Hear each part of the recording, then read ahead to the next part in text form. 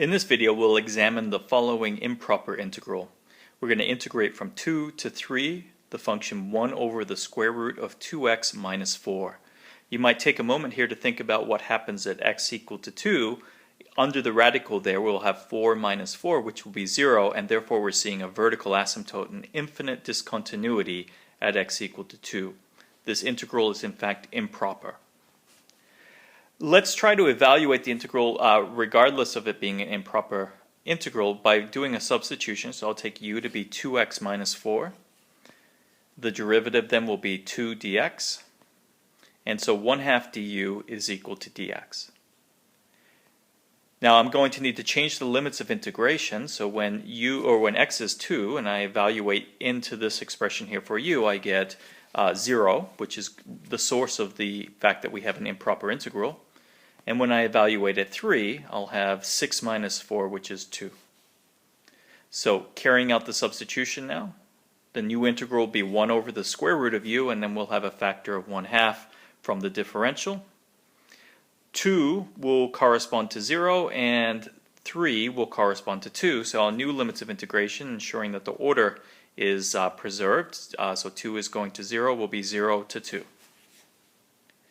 Now it's improper. If it wasn't clear before, it should be very clear now that when u is equal to 0, I'm dividing by 0 here, and I have a discontinuity where I'm integrating.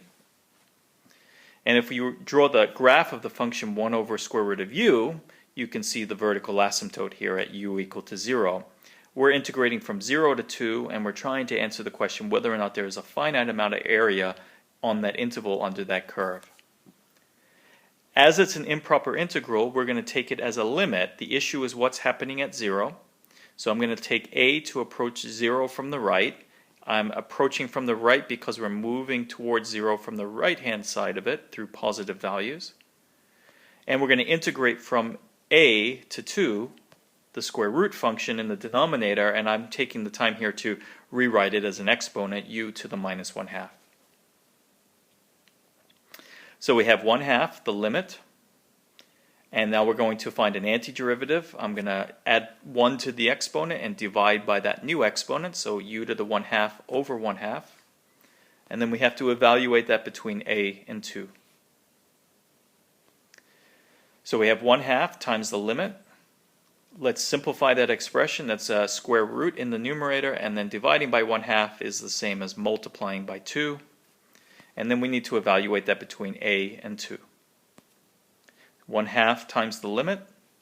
Let's plug in 2 for u. I have 2 times the square root of 2, and then minus 2 times the square root of a when I evaluated a.